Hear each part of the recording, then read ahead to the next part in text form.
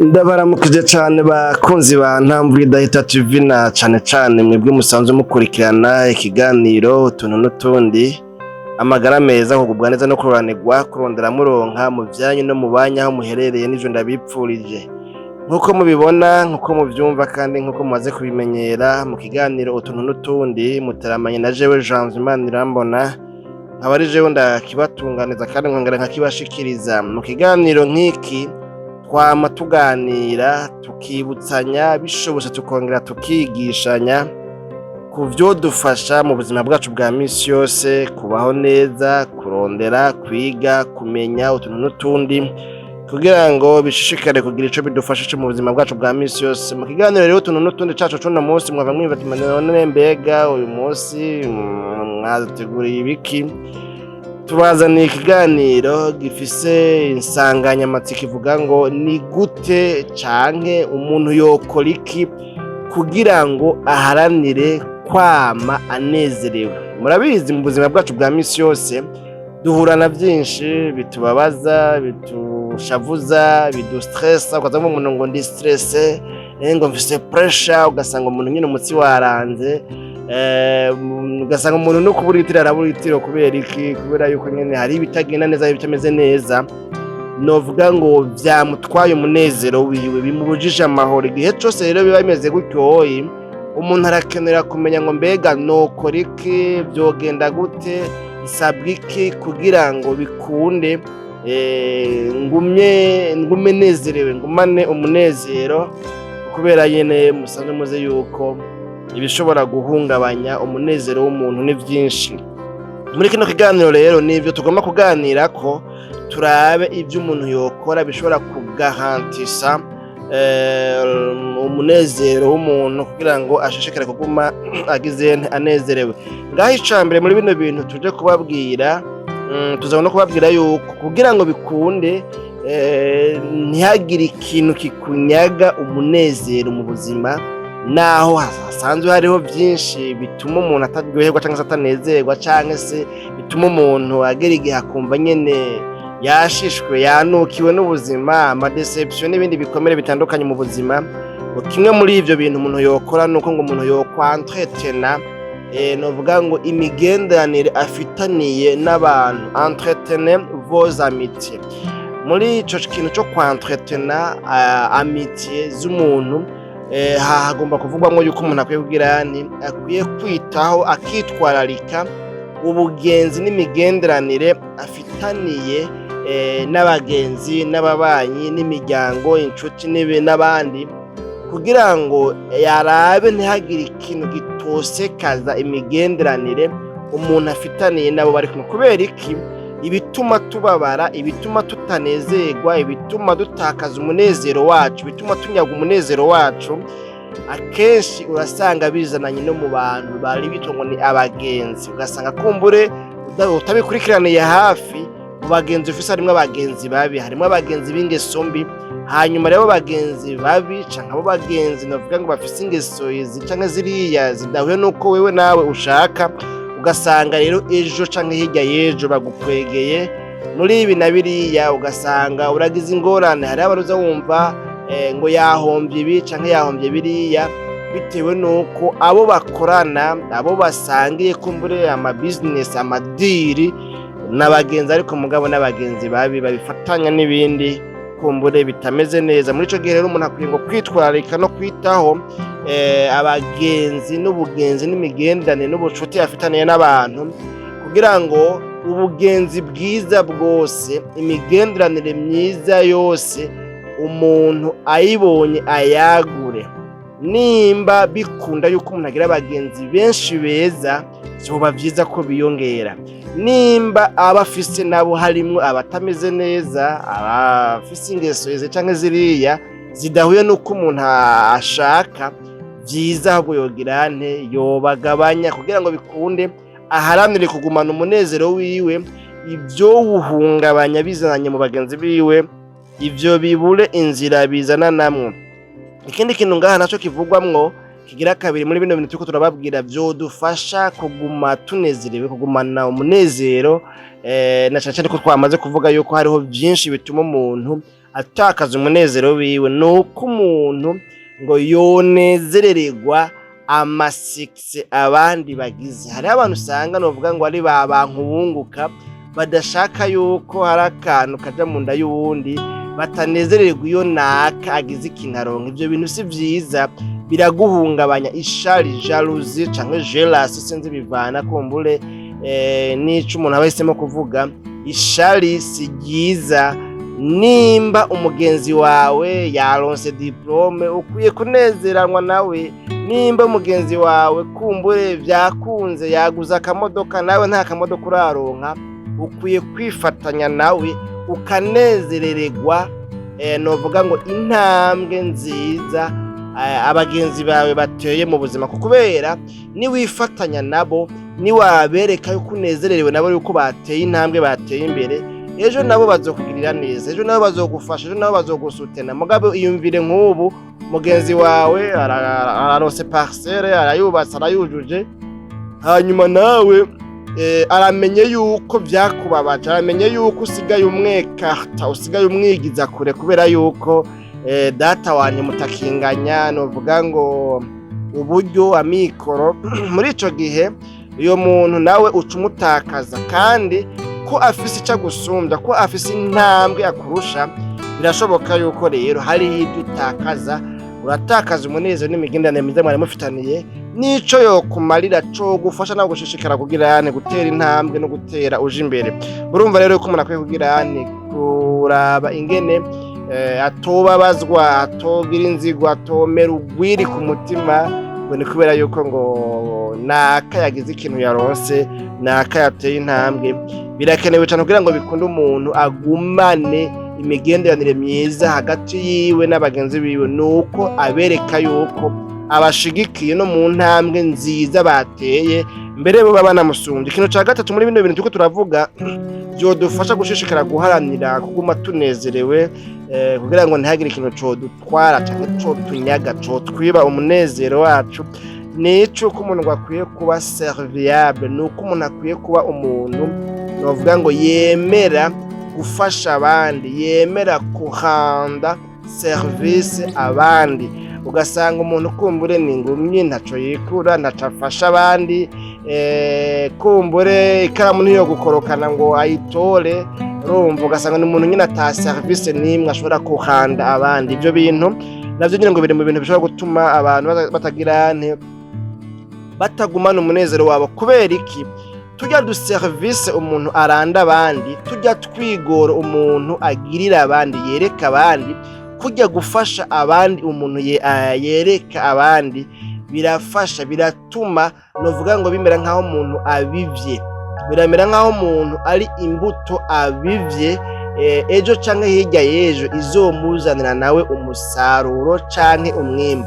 Iyumvire nk'umuntu ugiriye neza ubu, ejo nawe nimwahura ntazorera kuzirikana ku neza wamugire, kubera yuko bavuga ngo ineza yiturwa iyindi. Naho tubona yuko umego kino kinjana turimwo usanga ibintu byarahuraguye, umuntu uramukorera iciza, mugabo wewe ugasanga gusubije inaba. Ariko mugabo nibuka muri 6e yacu ya kera twize mu igisomo cyavuga ngo les bons sont toujours remerciés, bagomba kwerekana yuko abeza canke abakora ineza bitebe bitebuke, impera n'imperuka, imisi yose bama bashimirwa, bama baronka ingero nziza ihuye n'ivyiza bakoze.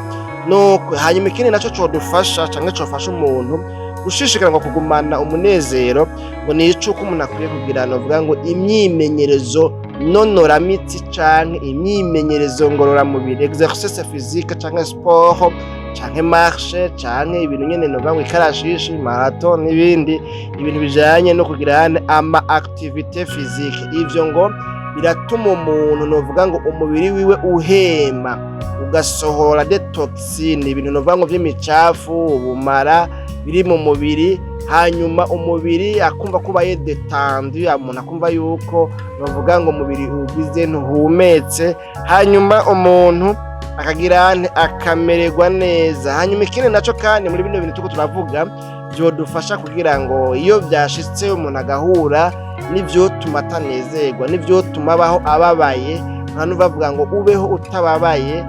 Ku ma stati ndiko ngunda kubona abantu bavuga ugasanga nk'umuntu kanaka ashize umuntu kuri stati ngo ndagukunda maze ubeho utababaye, ibintu nyene nk'ivyo.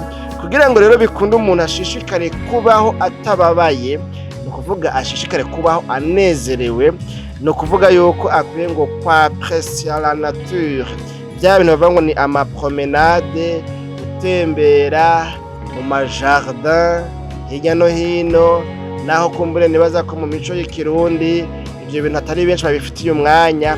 Gufata umwanya umuntu akagenda iyo agatembera mu mirima, mu majardin, ku maplage hirya no hino, gutembera umuntu akaraba la nature, ibidukikije ivy'Imana yaremye, umuntu agafata umwanya akagenda novuga ngo kwexplora ibindi bibanza atamenyereye kwama yabonye yagendeyemwo. Ivyo bintu ngo birafasha. Aho naho twava tuca tuvuga tuti mbere hakabamwo no gufata kamwe agafana umuntu akagira agakwega, kuvuga bakabenzi canke n'ibindi kumbure, umwe wese bivanye n'ivyo akunda. Iyo umuntu yagiye akihafreshisa hiyo, avayo yumva umengo ubuzima bwahindutse bwagenze neza. Ivyo byose rero ngo vyofasha umuntu ugira kugumana umunezero akabaho atababaye. Ikindi kintu naco ngaha ayo umuntu ngo yokwirinda, ngo ni umuntu yokwirinda ibijanye no kwikompara, kwigereranya n'abandi, kwipima ku bandi. Ugasanga ngo umuntu araba ubuzima bwiwiwe akabukompara, akabushira ku munzani, akagomba kubunganisha, kububangabanganisha n'ubuzima bwa banaka bafise ibi n'ibi, ndabasumbya amashuri, ndabasumbya imyaka, yeye ati ivyo bintu biratuma umuntu atanezerwa, biratuma umuntu abaho ababaye. Kubera iki? Niwarabira ku bandi uzohava usanga abo uri kuraraba benshi muri bo arabagusumbya ibi canke biriya, hanyuma mugabo kandi ubona ko bagusumbya ibi canke biriya, mugabo ntuzi umubabaro babifitiyemwo canke se amagorwa babibanyemwo. Ibintu nyene nk'ivyo dora tubona abantu kumbure ubona mu bihe kanaka bayeho neza, yaronse imodoka, yadugije etaje, mugahahera nk'amezi nkangahe canke umwaka ari muri ubwo buzima, ubona ko umengo nyene araguhonyoye. Muri bo mbeho negeye bishuka ugasanga niyaguciye ko mwariganye, mwarakuranye, musenga hamwe, muraririmbana, ugasanga no kukuramutsa ntanakuramukije.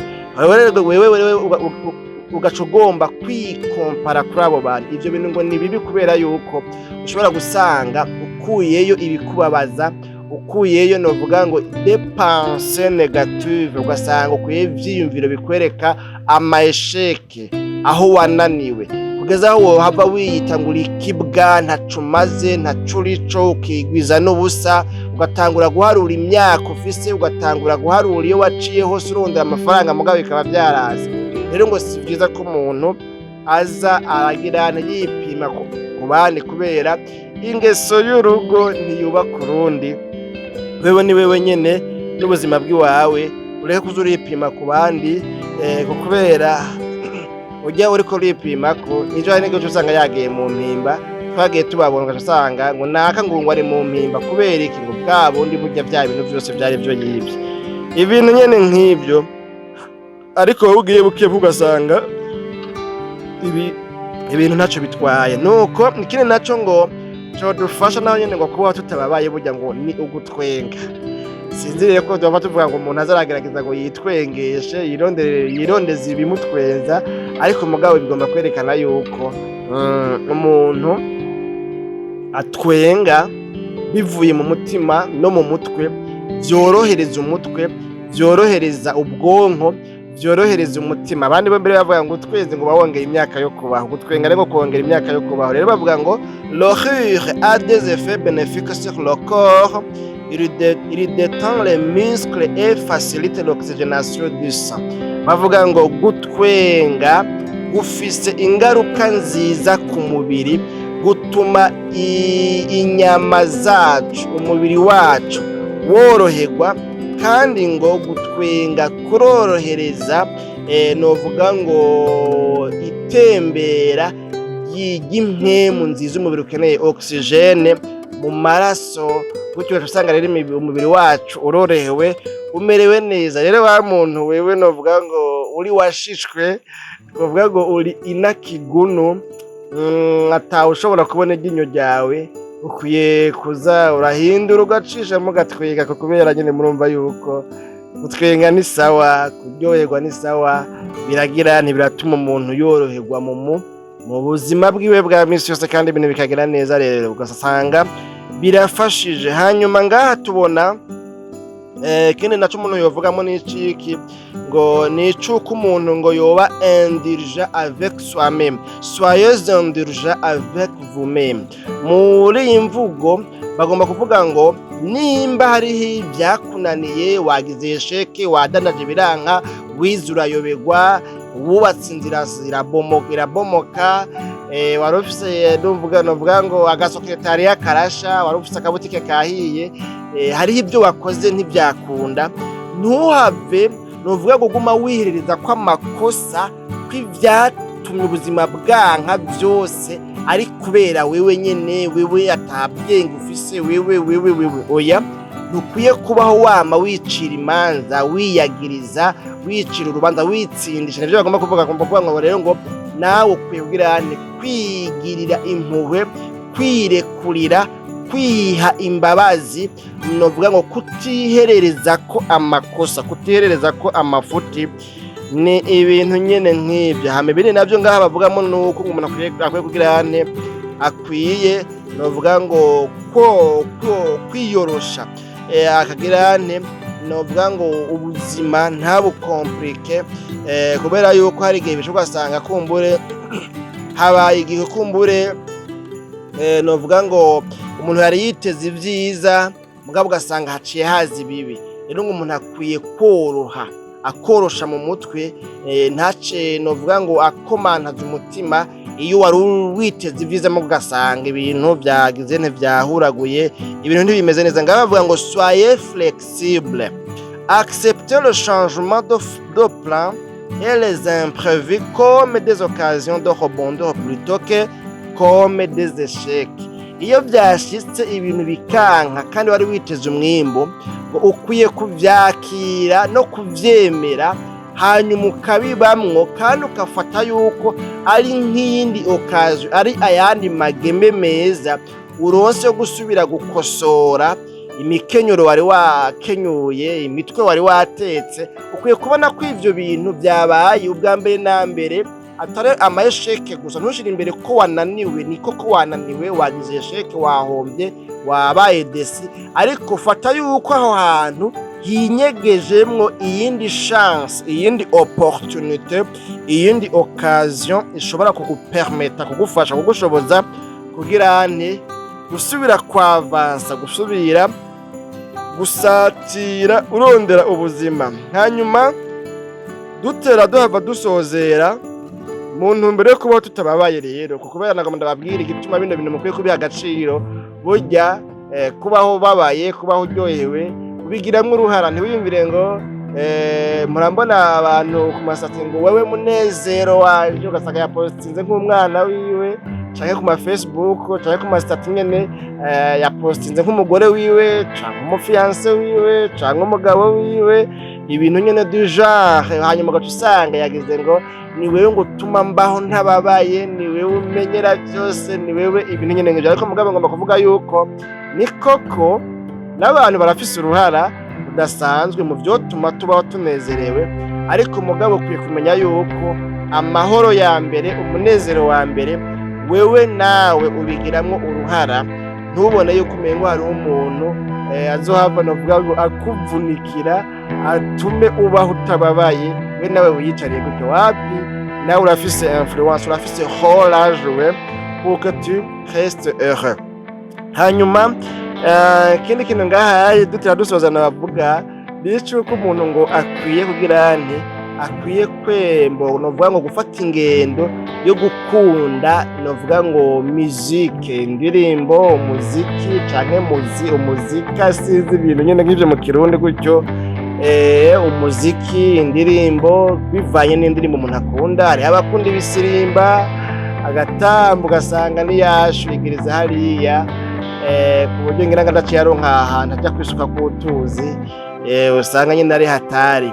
Rero ngo umuziki, indirimbo, imiziki, ibintu nyene nk'ivyo, ngo umuntu akwiye kuba afise indirimbo akunda kumviriza igihe cose aba yagize stress, igihe cose aba yahuye n'ivyo mubabaza, canke igihe cose akeneye kworohereza mu mutwe. Umuntu akwiye kumviriza indirimbo kanaka, indirimbo ndoramana, louange, adoration, canke n'izindi ndirimbo kumbure zivuga kuri ibi na biriya bivanye n'amagu y'umuntu canke se n'ivyo umuntu akunda. Ikindi kintu naco cofasha umuntu kuguma abaho atababaye naho ibimubabaza bihari, ngo nuko yokwirinda kwibagira ibyo akunda, ibiri mu byo akunda, amagu yiwe. Ico novuga ngo ni nk'umuhamagaro wiwe, ikintu umutima wiwe ukunda. Ivyo bintu ngo kuvyiyumvirako cane, ukiyumvira kuri ivyo, ukabiha umwanya, ukabimeditako, ukama ubirimbura, ubizirikanako, ubizirikanako, ngo biratuma umuntu naho nyene ngo ashobora kuba atababaye, kubera yuko novuga ngo bavuga ngo mutindi arota ico ababaye. Iyo ari vyo wamizako ubwenge n'ivyiyumviro, urumva biragufasha kuko usanzwe ubikunda. Novuga ngo nta bikomere biriyo, nta stress, nta mayesheke aba ariyo, nta blessure ziba ziriyo. Uba ufise ibintu uvuga ngo ibi bintu ndabikunda, nipfuza kubibamwo, akaba ari vyo ushishikara kugira hane kumedita. Ikindi kintu novuga ngo duhava tunaherezako ni ikijanye nuko ngo umuntu akwiye kugira hane kutagisha imanza zabonetse, kubera yuko guprofita les fêtes navyo ngo novuga ngo ni kirori, biraryoshe, biratuma umuntu novuga ngo yidetanda, yiyayira, hanyuma kandi akagira akidestressa amastress yarafise, abona ibirori, abandi ngene bariko baratamba, ingene abandi baryohewe, bariko baranwa, bariko bararya, bambaye neza, bagizene. Akenshi mu vy'ukuri atari ibyago vyabaye, icitwa urubanza ruba ari urubanza rw'umunezero, nk'izi manza za mariage canke n'ibindi birori kumbure bitandukanye. Ivyo rero ngo kuvyasista, ko kubibamwo ni nkenerwa, ni ngombwa, biri mu bintu vyodufasha kubaho tutababaye. Bakunzi ba Ntambwe TV, na cane cane mwebwe musanzwe mukunda kino kiganiro utuntu n'utundi, ikiganiro cacu cuno musi niho kigomba kigarukire. Twari dufise intumbero yo kubaganirira ku bintu bitari bike vyodufasha kubaho tutababaye, naho dusanzwe dukikujwe n'ibitubabaza vyinshi, ariko duharanire kubaho tutababaye kugira ngo umuntu abeho atababaye. Abigiramwo uruhara, ni urugamba umuntu ategerezwa kugwana kugira ngo agerageze kugwanya ibigomba gutuma abaho ababaye, ahubwo abone kubaho atababaye. None rero nuko tuzosubira mu kiganiro utuntu n'utundi c'ubutaha, canke mu biganiro bindi bisanzwe bicishwa kuri runo rubuga rwitwa Ntambwe TV. Jewe Janvier mwari muteramanye, tuzosubira naho ubutaha. Ni agahwane.